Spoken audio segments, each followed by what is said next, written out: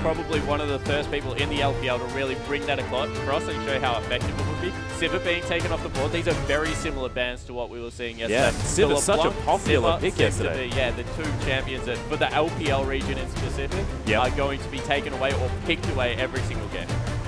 Very true, and you can almost see the Korean influence coming through here. Of course, LeBlanc sees a fair bit of time there on the bench over in that region as well. Yeah, it's saying that the mid laners in LPL really started to step up, of course. Not really known for having many great mid laners. There are a few. And Java being taken away as well. So this is Lee Sin. There's a Lee Sin, there's also a Na that is available to be picked up on the side of M3 if they want him. That will give Lee Sin and potentially a Thresh and Zero. If he wants to pick up champion, he is like Mad Life 2.0 on that Thresh. Yeah, he's definitely a very good Thresh player. Can use it defensively as well as being able to set up picks for his team. So I like the versatility of Thresh, particularly if you want to pick a support early on. Zero also plays Nami relatively well as well. It will look like it'll be the Lee Sin being taken away from Insect there. So good first pick up here. We'll be able to influence the top side of the map as we said it needs to. Insect. Hover in the Shaco. That's bringing back some round fantastic memories. He has, of course, played it in the LPL. Yeah, he got Uzi a pentakill on Vayne with that Shaco. It was beautiful to watch. Yeah, and it looks like they will be locking in Na for the second pick on their side, and potentially a Thresh pickup. I do like those two pickups. Doesn't really give much away from a team comp point of view, but both very solid. Yeah, and this is exactly what we were talking about as well. These are the three picks that we saw being competitive, and they have been picked away. So whatever Starhorn Royal Club couldn't pick up, they pick up the other two power picks. And a few hovers coming through here over on the side of M3, and see what Dade wants to do. Whether they're going to leave sort of the top and mid picks to the last round, make sure that there's not as much counter picking available here for Starhorn Royal Club. Yeah, I think that will be maybe the tactic, although they are hovering Cassidy, who is an extremely strong pick at the moment. Annie seems to be leaping back into popularity, which is interesting because we've seen mixed results. We've seen some Annies go absolutely huge and others not be able to really lend much. She does have that big AoE CC, as Lucian looks to be the AD carry locked in on M3's side. However, we've also seen that she's extremely squishy in lane, and if you do gank, can be killed repetitively. Yeah, it's true, and we saw the synergy with Rek'Sai working out really well for EDG, but Rek'Sai, of course, on the ban list at the moment, so we're not going to be able to see that one coming through. And seeing it, Lucian back in the hands of our ED carry players, and he sort of got nerfed a few too many times to really see that massive popularity. Corki coming out as we're seeing that hovered over on the side of Starhorn, sort of in a little bit favor there, and even Ezreal coming back as well, but Candy wanting to go back to that Lucian.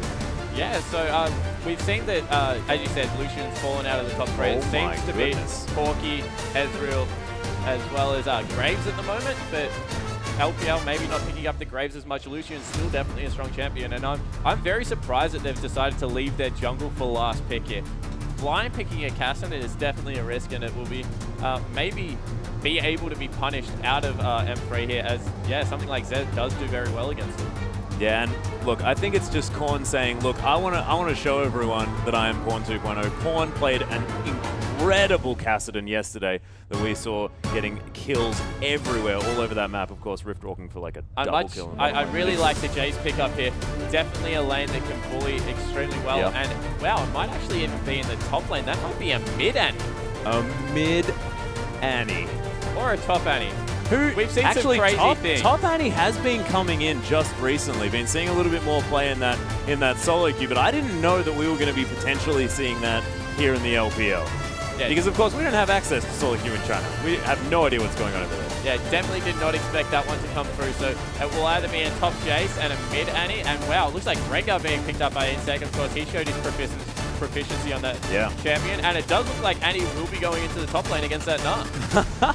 So maybe some secret strats, and I mean, it's not unlike Looper to pick up crazy champions. We mentioned the Singed. Also in Worlds, he picked up a Kali and wrecked people. Hadn't seen a Kali in that top lane for a long time. Of course, thinking back to North America with Westeros and Voyboy over there, but I'm excited to see what Annie can do. Yeah, he also kind of pulled out the Cassinan as well at Worlds and proved that not only Akali, but Cassinan could also go into his Assassin champion pool. So he definitely has a versatility, known for his tanky laners, I guess, but able to pull out some high damage threats as well. Yeah, and we'll see how he builds this Annie as well, whether he's just going to be like some sort of molten shield sort of Tibbers for the stun, sort of a stun bot walking around as like tanky Annie. I'm not even sure. I expect Rod of Ages sort of just damage, wanting to get that stun for a lot of hits. I think that it will be that. I think that they looked at it in the end because Jace has a very good matchup against Cassidy. So wanting to put a lot of pressure there, but you do need some AP damage on the map. So using Annie as more of that flex pick.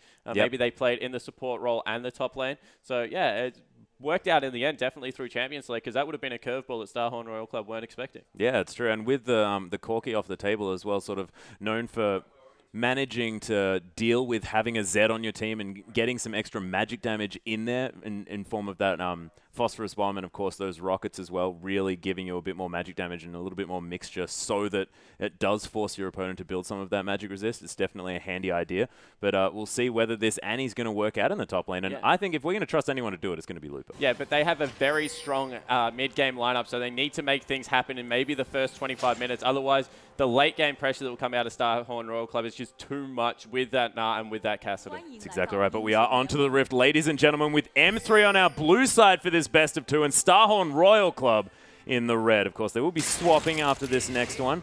And Dade and Korn just checking each other out here in the mid lane. Yeah, so Dade should be looking to get aggressive in this lane. That's why we see the bottle pick coming out of Cassidy, as we do in a lot of lanes, as Lupa gets some early aggression down onto Kola. Oh, Sonic Wave Resonating Strike actually going to land here as well. Kola's in a lot of trouble, forced to use that flash very early. Ruo, man, so aggressive. Yeah, and Annie's Q on such a low cooldown early game can just throw it out for the continual harass and has a very smooth auto attack animation. Kola was lucky to get out of that one alive. He flashed over the wall, and the Resonating Strike Sonic Wave combo must have been coming up soon. Yeah, we'll see whether Annie's going to be Lupa's going to be able to capitalize on this lack of flash as well, because if Annie's good at anything, it's setting up ganks, and if anyone can gank early, it's going to be Lee Sin. So Kola is going to be in a lot of trouble early on unless he's careful, but it looks to me like there might be a lane swap coming in. Yeah, so electing into that lane swap, I think more importantly the potion was used, so there would have been no sustain out of Nah in this lane, and that would have just been devastating against someone that can throw out all of those Qs like Annie. So smart move here to get the double jungle going. Maybe a bit of a late invade coming over onto Ruo as well. Yeah, we'll see. Ooh, looking dangerous here. This Insect's just coming around. So they will catch them out here. Yep, Insect's just going to find Ruo, but they are going to be able to get out. That being said, that's the smite on cooldown. Insect's just going to be able to smite that one away. That was Ruo smite used as well early, so had to burn the cooldown and not able to get anything for it. Does ward his blue, so we'll have the timer on that one, but great early game control here coming out of Starhorn Royal Club. Yeah, really good rotational move after what was an awkward beginning to this game as well. So managing to come back from a difficult situation has Royal Club. And the other thing is that Rengar doesn't have a great first clear. It's fine, but he does get relatively low. So having someone help you out to pick up a first clear and then be able to gank with your, as we see Dade going extremely aggressive. Oh my goodness, look at the order. Has hit level 2 just before Korn did. Now Korn finally dinging on that one. Ruo going down very low as well. He is going to be able to pick up his red buff. So still going to have a lot of gank potential. Yeah, and Starhorn Royal Club electing to jungle vertically on the top side of the map. So not looking to pick up a 3-buff start for themselves. Kola will be sharing experience from this. So will hit his level 2 before he teleports into the bottom lane, you would suspect. Although it looks like a freeze has been successfully set up on the side of M3. So Candy will just be free farming that wave. Yeah, Lost City just going to come and help out taking this blue buff. Or the blue sentinel, as it is. So as you said, 2-buff start for both of our junglers, but and still working out instead of fast pushes being set up in both lanes, so no one looking to really increase the tempo of this game. Oh my goodness, Dade. Looking to be in a fair bit of trouble here as he's trying to put on as much pressure as possible. He's cheating to his side of the map. That's a very good play from Dade there, understanding that if they're on the top side of the jungle, then he can't be up there and able to get out of there no problem whatsoever, although it will mean a 4-man push in the mid lane. Yeah, 4 men strong coming through here as we do just have HYY clearing out this top, freezing up this top, sorry.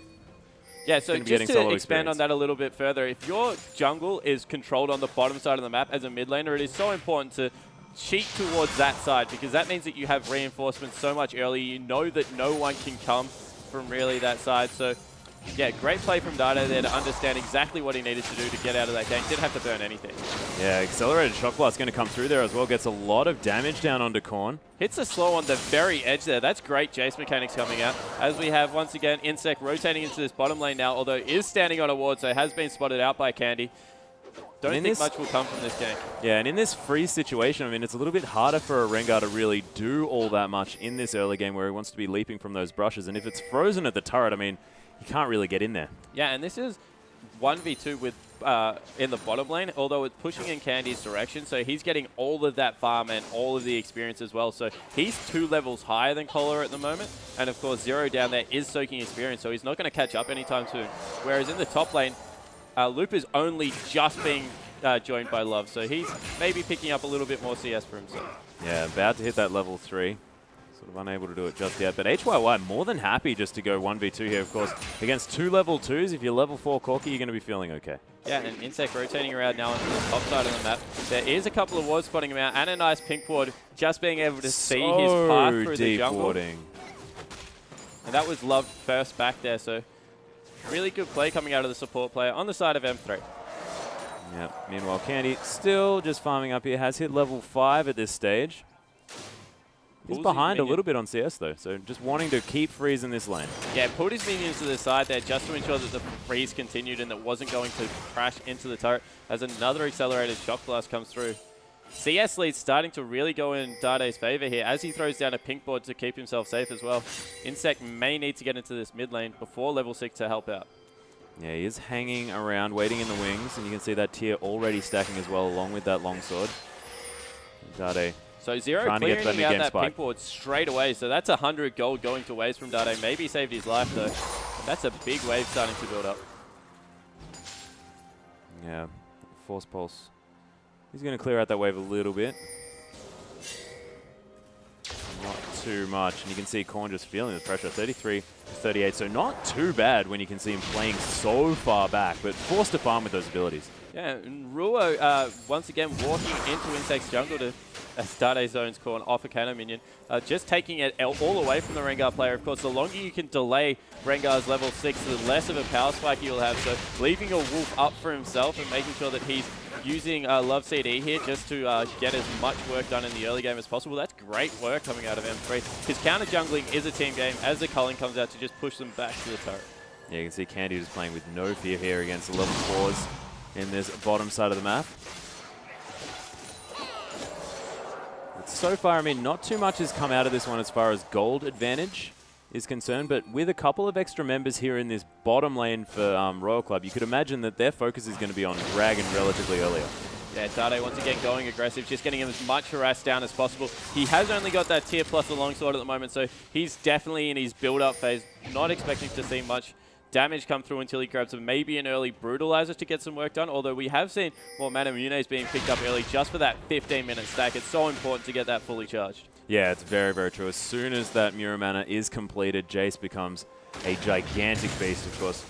Having all of that extra mana to throw more accelerated shock blasts is just devastating, especially when you're going to be loitering around that dragon to try and get that one started off. And if you hit 3 people with an accelerated shock blast, that almost gives you a dragon. Yeah, it certainly does. I'd be interested to see whether Dade is maxing his Q or his W or his E second. It looks like he's going for his W. Against melee matchups, Jace sometimes does elect to go for the E just for the burst damage that can come out of that hammer form, although the persistent damage out of W is just so good at the moment.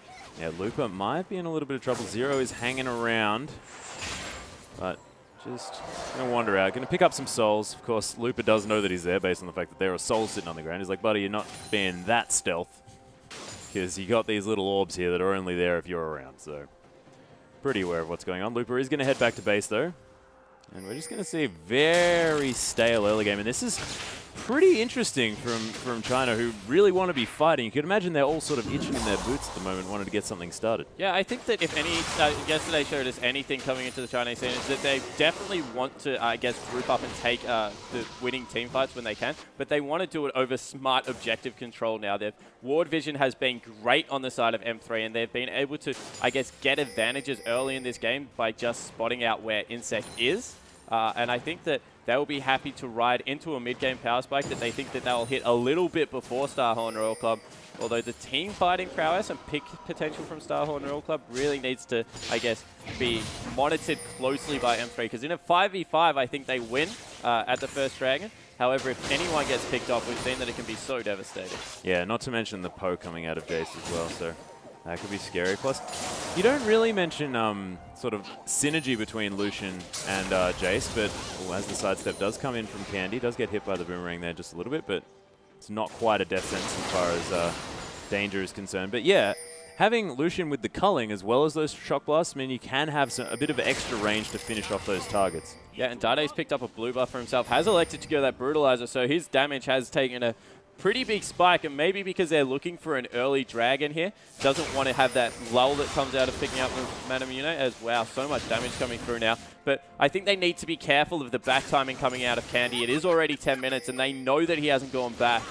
As there's a gate coming through. Dade might have to flash. He is going to. Death Sentence is going to land, though, and that's going to be first blood onto Dade. That being said, the teleport came through from Lupa, but he's taking so much damage. Ruo does pick up Insect, but that's going to be Lupa falling down straight away, and this Lee Sin has to run for his life. Korn's just going to rip walk over. There's the Force Pulse as well. Another Flay, and that is going to be a well-deserved kill for Zero. What a brilliant turnaround from Starhorn. Yeah, and that all started from Zero's map movement, coming into the mid lane, able to react.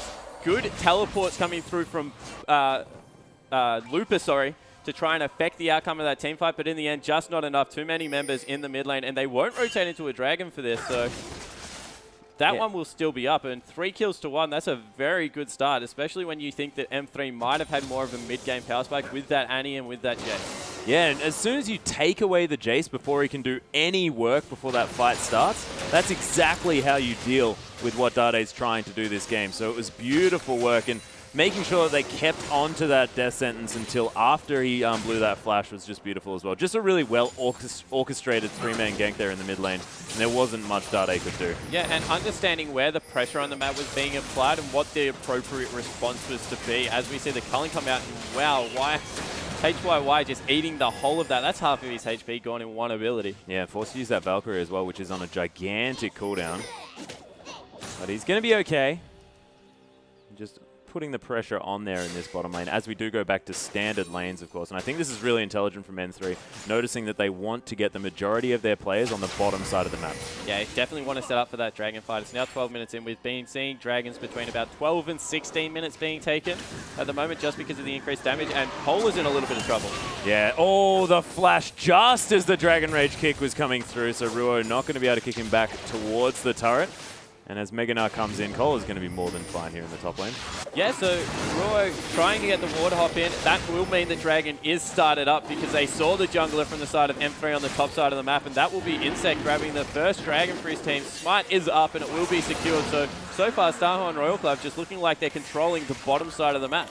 Yeah, beautifully well played and well reacted to as well. It was almost instantaneous. They saw Ruo in the top lane and then just said, nah, we're going to Dragon. Yeah, so HYY coming in has been able to stay even on CS in this Corki. Will have his Trinity Force finish very soon. And we said there not much known about this AD carry coming in, as we see even more pressure in the mid lane. And he's really started to, I guess, hit his stride as Corki and will be looking to be in a very strong position in this mid game.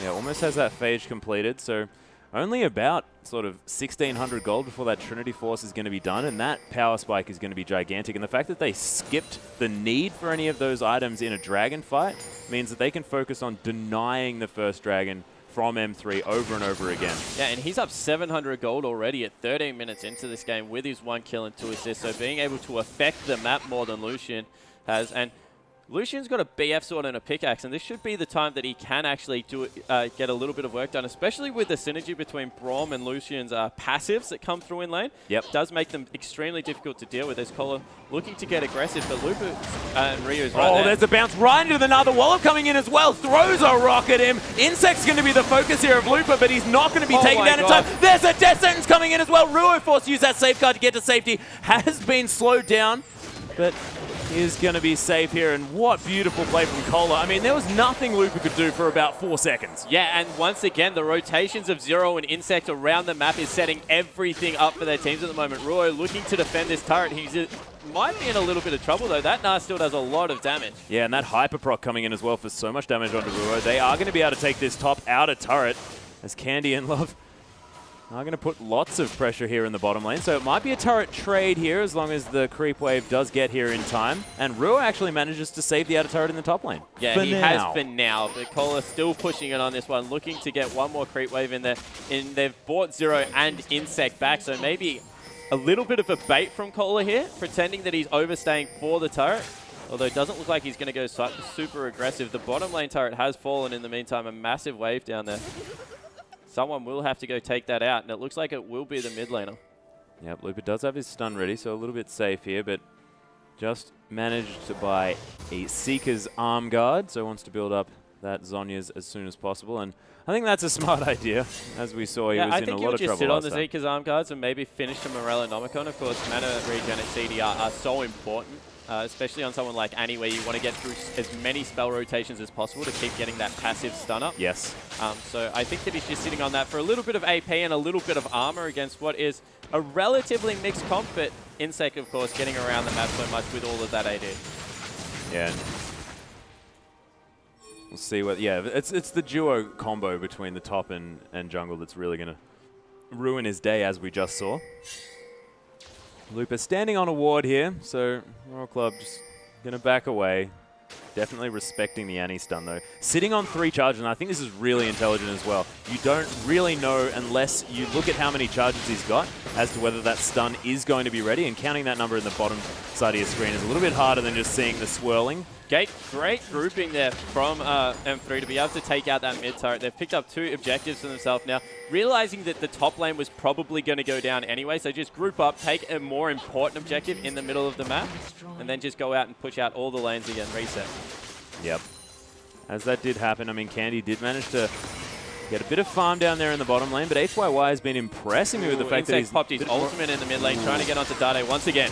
Yeah, actually, Descent's not going to land here as Dade's come through. The box is going to be down, and there's the double knock-up coming in from the ultimate with that Glacial Fissure. Double kill coming through for Dade, and they just underestimated the AoE coming out of this Jace. Yeah, being able to collapse this time onto Zero, who was looking for the flank because of good ward coverage, was key in turning that, and now Cola's in a little bit of trouble, has to try and back. Yeah, Candy's coming through, but he's going to be able to get the passive proc stun from that Braum.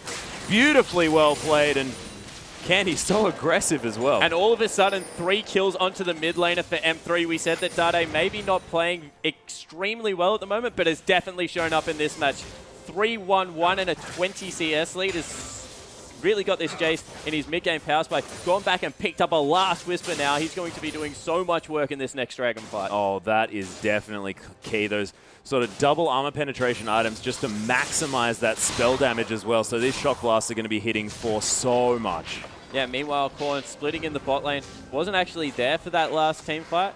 So he needs to be able to impact the map, I get. He's picking up some nice CS for himself. And wow, Dade going aggressive. That might have been a mistake. Zero's coming in here as well. The Ignite's already down onto him. It's going to get flayed back, but look at the damage onto Zero.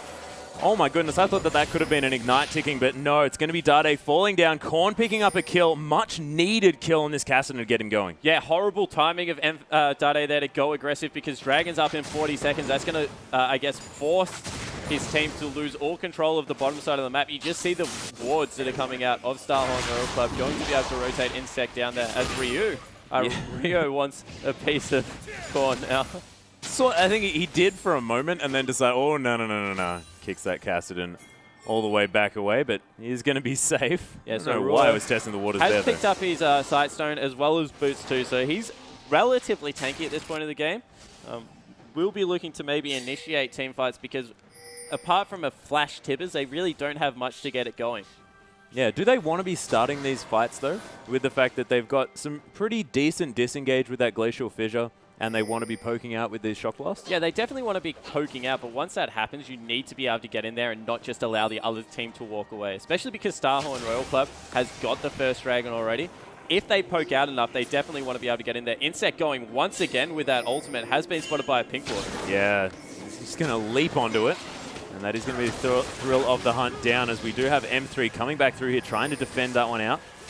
They are going to defend that pink as well. HYY taking half his health in damage here as well. Ardent Blazers coming through with those shock blasts as well. Lots of poke from M3, and they're clearing out all of the vision. The much-desired Scuttle Crab going to fall down as well. Yeah, Kohler sitting in a nice position range-wise for that passive to come through. Does have his ultimate available, but the poke coming out of Dade is just making this Dragon fight if Kohler so hard. gets a huge gnar onto that Dragon Wall, Royal Club are a little bit far away for that one to happen, but it could be terrifying. Korn just going to split push. Sending mid laners to opposite lanes, both teams grouping up, not looking for a flank at the moment, although Lucian has gone down into the middle lane. He's in very big danger of being collapsed on right here.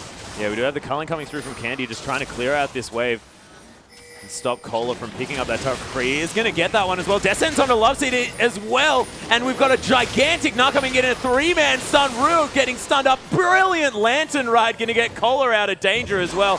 Getting his full combo off. Korn just going to Rift Walk over the wall, but no one going to die yet. And I thought that was definitely going to be the team fight that was going to net them a few kills across this map. Yeah, no follow-up coming through, and it looks like Dragon will be following, but Saho and Royal Club one apiece. No, missing the gutsy hook. Dragon, but Ruo with a brilliant smite going to take that one down, and no death sentence is going to be had from Zero.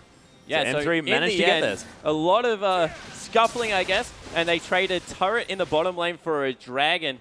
M3 definitely coming ahead in that one because Dragons are just so key at the moment. Yeah, and the fact that this is their first Dragon as well, so it's one Dragon apiece. The next Dragon's not as important to pick up than those 8% extra stats that just get so powerful in the later game. Yeah, especially for people like Dade, who's building so much flat AD and penetration. Yep. It just means that the AD stats are so much more worthwhile. Yeah, Looper just going to come back and clear out this wave, and we haven't necessarily seen how relevant he is going to be in this top lane Annie position, but he is still doing fine on CS, only about 10 down to Kohler here. Yeah, has managed to pick up that Morellonomicon as well, so getting into his build. Actually reasonably even across all lanes, apart from maybe mid, where Dade has built himself a little bit of a lead. Korn definitely not doing badly on Kassadin. Looks like he's moving towards Azonya's Hourglass as his next item. But 3, 2, and 1, Dade looking to be this mid lane beast. Now going to go back and pick up that, I would guess it would be a Manamune.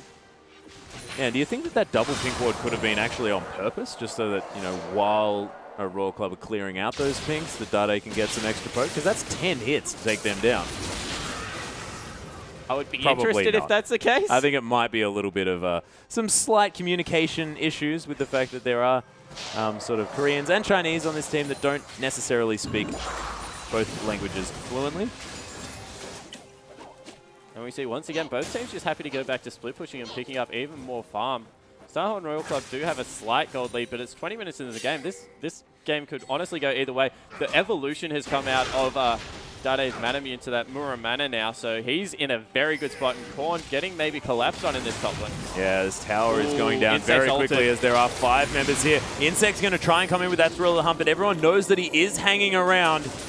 There's the culling coming in as well. Candy's going to get slowed down there just a little bit. Winter's Bite is going to hit him. Look at that Force Pulse getting so much damage over everyone. They're trying to chase him down. Oh, Death Sentence just not landing, and Dade's here now. He wants to get these Shock Blast in, wants to get these Royal Club members low so that they can turn this one around. Yeah, so using the Kassadin slow to kind of corral people together. Insect unfortunately missed his second bowler. Otherwise may have been to lock someone down. Oh, there's the Flash Timbers on the Korn there. Is going to go down very, very low, but not quite enough to kill him. The playback was beautiful, and look at this box doing so much zoning. No one's going to fall down except Korn cannot hang around here. It's going to be 5v4. Yeah, so they pick up a turret for their trouble. May even be able to push through for another one as they're still grouped as 5. No, electing to back off. Great Flash stun. No, it was a Tibbers, sorry. It just has gone on cooldown. So great Flash Tibbers out of Looper there to get that one started for his team. Yeah, and keeping a Kassadin down as well to the point where he can't go back in with that Rift Walk is definitely key here, and did manage to pick them up an objective. So definitely worth the use of that Summoner spell by a Looper, and not afraid to pull the trigger as well. Yeah, so HYY on Corky is elected to, I guess, maybe a blasphemous player because he's not going for that Blade of the and King's second item. What looks is like this? This isn't China? Looks like he is going for potentially even a Bloodthirster. Yeah, it does have that longsword there as well, so might be wanting to pick up a Bloodthirster, and I haven't seen that since like Chaox's Corky. Like, that was a long time ago when Bloodthirster was the second item buy, but see what he does decide to do. I mean, that longsword might just be hanging out, like who knows. Yeah, could just be going for his most efficient gold buy, although is not very slot efficient at this point in the game. I would expect it to be a Bloodthirster coming out, and with the amount of burst damage that can happen, Bloodthirster acts as a quasi-defensive item, I guess. Yeah, so with that maybe extra just shield as looking well. to get his HP pool a little bit higher. I think the danger here for M3 is how big this Gnar is getting in the top lane. He's just, Cola has been able to CS completely unharassed. He's 150 CS. He's picked up his Randuins and his Ninja Tablet. Now working on what will possibly be a Banshee's Veil. So he's just getting a lot of work done and may turn into this late game beast that we saw yesterday. Yeah, that's right. But you can't discount Dandy. I mean, not Dandy, sorry, Dade. Very difficult here, the Samsung players. Of course, on different teams. Candy just going to clear out this wave as well. Unbreakable going to stop any of these skills from coming in, even the Death Sentence. Although that one's going to miss anyway. But Dade really wants to utilize this mid-game spike now that he's hit. I mean, he's going to get less and less relevant as this game goes later and later. As Candy's actually going to get hooked up here as well. Phosphorus Bomb onto multiple members as well. Very scary. Half health now for the bottom lane of M3. Yeah, and Looper does have his teleport up, so they do need to be careful. They're pushed pretty far up, and there is a ward behind them. So if M3 want to go in, there is a way for them to do it, although it looks like they're just giving up this mid lane turret. Yeah, the culling and the shock blast going to come in to clear out the wave, though, so it is still going to survive. Death Sentence not going to quite find its mark. Zero just fishing for the members of M3. And they will break up. Gnar has already evolved, so that one won't be available for the team fight. There's a massive wave in the bottom lane, so he'll just go clear that one out. And once again, nothing much happening around this map.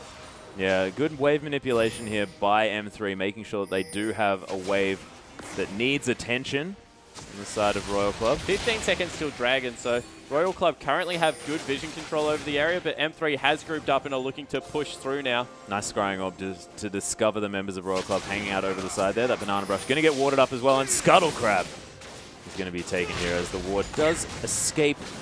Oh, no, it doesn't. Don't worry about it.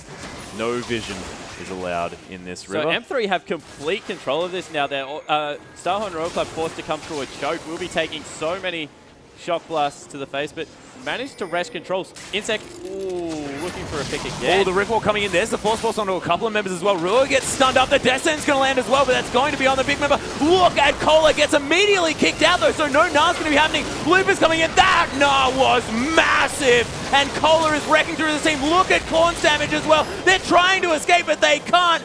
Instant ace coming through for Royal Club. That was out of control. Ruo's kick was so good, but the flash Gnar coming in through from Cola hit 5 members. That was so huge. Just understanding that once he'd been kicked out, there was nothing else they could do to get rid of him. Able to CC everyone up. The follow-up persistent damage out of a Cassidy and Corki at this point in the game is just massive. Able to clean house with the ace for only one member. Pick up the mid turret and a dragon.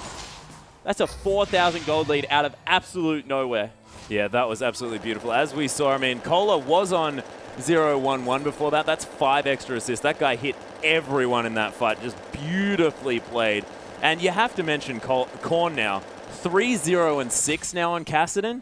And that Force Pulse across the whole team after that Gnar came in just meant that M3 had to scatter. Yeah, and now Corki HYY has also been able to pick up his Bloodthirster, so his damage has taken a nice spike. He does also have the ability to get that shield up from his Bloodthirster, so will be a little bit tankier as well. And 3-0-5, he's had a terrific first showing here against Candy, who we have to say has been a little bit lackluster on this Lucian.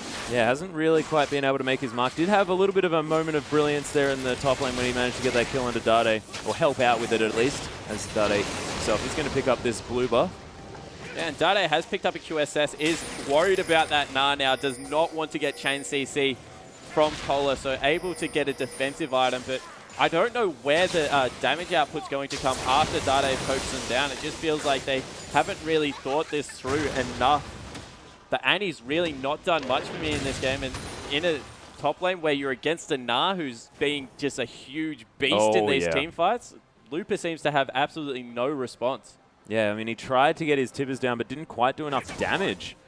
With that, of course, we're used to seeing this big bear come out of the sky and rip people apart, but it's just not quite the impact that Looper wants it to have at this stage of the game, having to go for that defensive Zhonya's instead of, say, the death cap for really wrecking people. Really actually needs the Zhonyas as well. And the evolution of Insect's Rengar in this team comp is also extremely interesting. He was one of the last pros to really hang on to that damage build that can come out of Rengar and try and, I guess, assassinate the backline. Has used his ultimate with a lot of cooldown reduction more as a scouting tool to be able to set up this Gnar Kassadin combo that you just can't escape from, and then throw bowlers and try and peel for his backline. So he's definitely played this game well. Not a carry for his team at the moment, but setting up a lot of the team fights as they're now doing Baron completely off team.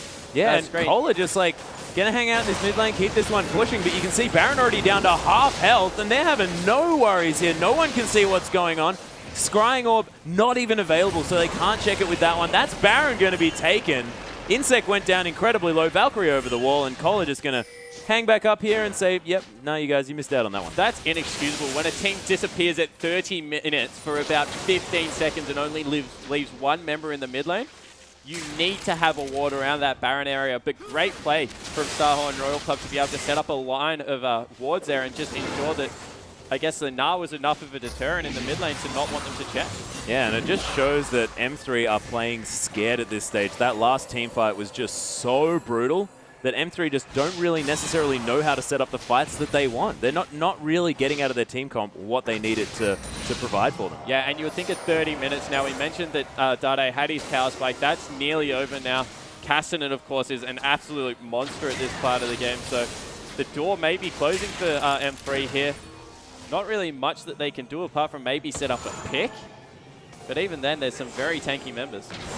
Yeah, and this is already a 3-item Kassadin. Has that Merlonomicon finished off as well. So a little bit of extra cooldown reduction, bit of extra mana regen as well. So he's going to be Rift walking around this one very easily. I've thought about the Bloodthirster build on Corki a little bit, and I think it may be to do with sieging turrets. They don't have a great siege composition with Gnar and Kassadin not being able to really hit the turret that easy. So having a Trinity Force and a Bloodthirster and just being able to use your Trinity Force procs to slowly whittle down a turret while you have the Thresh Lantern behind ready to pull you to safety will make up for a lot of their problems that they do having taking these turrets down. Yeah, that is definitely true. Not to mention the fact that you have that shield as well for a little bit of added safety if you are going to get shot at while you're trying to make up for that lower range. I very much enjoy this pickup. Bit of a blast from the past as well. I mean, it's always fun. Yeah, definitely. And we see Lupa trying to clear out the minions in the bottom lane. Looks like a rotation will be coming through from Starhorn Royal Club. Swapping pressure from mid to top, making sure that they're just sticking together in the jungle, looking for picks where they possibly can. But some nice defensive wards coming out of M3. Yeah, that being said, Royal Club definitely going to be pressuring forward with their warding as Mega Gnar is going to come through from Kohler, and that's going to mean that M3 have to back out. They need to respect this gigantic Gnar, who now has a Banshee's Veil as well as that Randuin.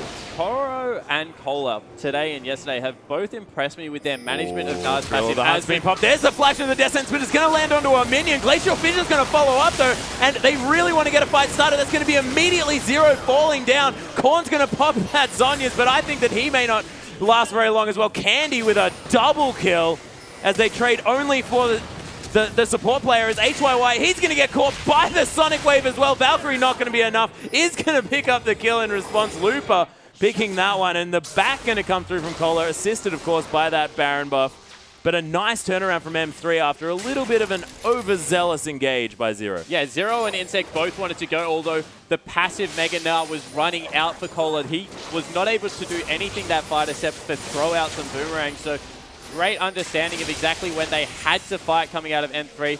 Now the Dragon's up in about, yeah, it's up right now, and there's still 15 seconds on HYY. Yeah, and with so many members of Royal Club dead as well, that means a lot of members don't have that Baron, so that extra split push potential not going to be coming through as much as Ardent Blaze is going to be used to pop they that need to be Banshees. careful. Solo's so tanky, and he has got that Evolve coming through in a couple of seconds. Yeah, this Dragon's down so low. Descent's going to go wide yet again. Dragon is switching around with that focus, and Insect is going to be able to get a little bit more pressure. Oh, Dandy manages to steal it as well. I mean, Dade, sorry, with that accelerated shock blast. It's probably doing more damage than Smite, so I wouldn't blame Insect too much for that. Yeah, trying to get the Dragon. Another one picked up from M3. Great play from Dade coming out there. They did disengage extremely well from away from that Mega Gnar, who we have spoken about, so able to pick up an objective against the Tide, but you still feel that there is a clock on this game with Nah just getting bigger and bigger. He's only 0, 2, and 7. That's the thing, but it's just providing so much utility in these team fights. Yeah, he certainly is. The thing I do want to mention is the fact that Candy had a much greater showing in that last team fight that they did win before. So managing to pick himself up a couple of kills, now has that last Whisper under his belt, as well as the Vampiric Scepter. Probably going towards that Bloodthirster, but I wouldn't really mind if he picked up that Blade of the Ruined King as well for a little bit more mobility. Yeah, maybe it wouldn't be too bad as well because he will be hitting, I guess, Cola a lot in these team fights. So will do some extra damage against all that HP. Insect did burn his ult one more time, just looking for a pick, using it very much as a scouting tool with all the CDR in his build. Has picked himself up a Randuin's Omen as well. I think a Locket of the Iron Solari needs to come out next just because of how much damage is starting to come out of Looper at this point in the game. And wow, they've started another fight. Oh, Winter's Bite's going to come through. Destin's going to come down as well as that Phosphorus Zone. Love CD already down so low, but Cola gets obliterated straight away. Korn's going to come in, get a Force Pulse, and then use the Zhonya's, but he's going to have to rip out of that one immediately. 3 members get hit by that Phosphorus Bomb, but it is so far a 1-for-1. But without Cola in this fight, it's going to mean that Royal Club are going to have to get the heck out of here. Yeah, now the last Whisper's been finished up on HYY. He's doing so much burst damage, deterring the chase that could have come out of M3. But once again, just on a knife edge that evolution. If it had have came through, it would have been a 1-team fight easily, but a great kick away. All of the damage coming through, blowing up this Nah, and really intelligent communication coming through from M3 as well. This side that we're talking about has a couple of extra Koreans coming in, maybe weren't going to be able to communicate as effectively, but knowing when to go in, exactly when that Nah was unavailable, was just beautiful. Yeah, and just doing a great job of, I guess, being able to stop all the CC that would have came through. So looks like Upa looking to pick up a Void Staff as his next item. So once he gets that, he'll be doing a lot more damage as Insect, once again, burning that ultimate. Yeah, Thriller Hunt coming down, going to throw out that bowler as well. Teleport's actually coming in here from Cola. He wants to get something started. Unbreakable's going to be used. Descent's going to land, though. Love CD taking a lot of damage, but that's the support. It's not necessarily someone you really worry about taking that damage too much. Just needs to get that Glacial Fissure off, which isn't even off cooldown yet. And it's a Braum support, so he's just so tanky at this point in the game. It's going to take a lot to blow him up, and it's not necessarily the target they want. In fact, it's just outright not the target they want to be it's using flat cooldowns out on. Not what you want to hit. Yeah, so looks like there will be a wasted teleport coming through. But again, the Sash being picked up by Corky now, so resting on 3 damage items, whereas it looks like Candy is going for a 4, so eventually he will start doing a little bit more damage than this Corky in these long drawn-out team fights. Yeah, of course, that's that Quadra item situation that a lot of these AD carries do find themselves building. Going to have that Bloodthirster finished off very, very soon. And Candy's just going to be a gigantic damage threat. Yeah, so 2, 1, and 4 now has really stepped up his game in the last couple of minutes. Also built himself up a CS advantage. It's really impressive to see how they move around the map with Candy and just try and get him as much CS as possible. Dade, of course, still farming this out, has picked up his Youmuu's Ghost Blade, as well as a Hex Drinker for a little bit of extra protection against this Cassinan pickup. Oh, the Chilling Smite actually going to land on Insect here. Ruo wanting to get the Dragon Rage kick, kicks him into the Baron Pit as well. The Shock Blast going to land. Candy's going to pick up the kill credit.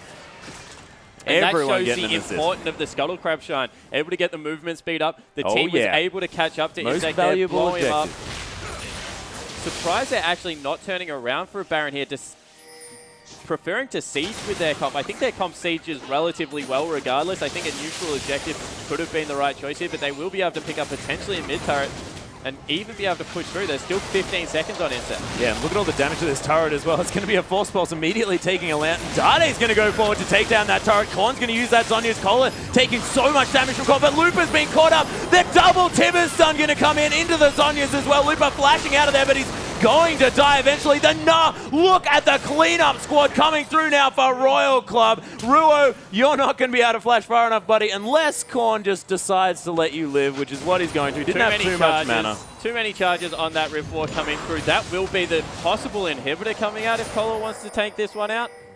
No, just electing to rotate over to Baron. So you see the different mindset in teams. Get a pick, go down mid lane, lose a team fight. Now this has turned into a 4-man, I guess that was a 4v5 and just a devastating team fight. They'll actually be able to pick up both objectives here, leaving Korn in that mid lane to grab the turret, able to grab the Baron here as well. Really nice play coming out of Starhorn Royal Club after maybe a little bit of a disappointing pick that went through for M3.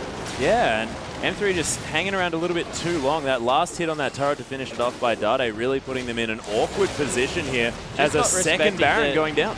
Just not respecting the AoE damage that comes out of Kassadin and Corki. And then able to get that, once again, big Gnar. And we've talked about how hard Gnar can chain CC and just take you out of a team fight. Really well played, once again, out of the top lane. So 2, 3, and 10 now for Cola. Really having a strong showing on this Gnar. Now picked up a Thornmail as well. He's going to be nearly impossible to kill. Maybe even rotating into a G8, so you might have to kill him twice at this point. Yeah, that's just so scary. You can see that Cola, with that Banshee spell, is probably enough magic resistance to deal with Looper. And then, you know, Candy and Dade not going to be able to do anything to this guy. Triple armor items that are gigantic.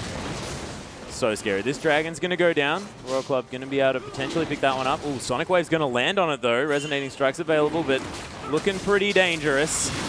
Ardent Blaze not going to be enough damage in order to get that. Great movement out of Cola there, just walking towards the team with his ultimate, once again off cooldown, would have been able to bound over that wall and get another nice Gnar. So they didn't have any opportunity to be able to go in on that Dragon. Another free objective for Starhorn Royal Club. Yeah, another thing we got to mention is the power spike that Korn just managed to get as well. Doesn't have his Void stuff yet, but that's a Rabadon's death cap on a Kassadin that's 6, 1, and 8. This guy's Force Pulses are going to be doing so much AoE damage, and he's going to be nuking people with his Q. And the Frozen Heart's being finished up by Zero. I think that's an important pickup for both Dade and Candy to be aware of, because if Zero's anywhere near them, going to be, I guess, mitigating a lot of their damage output as they have to burn the culling just to get rid of that siege minion.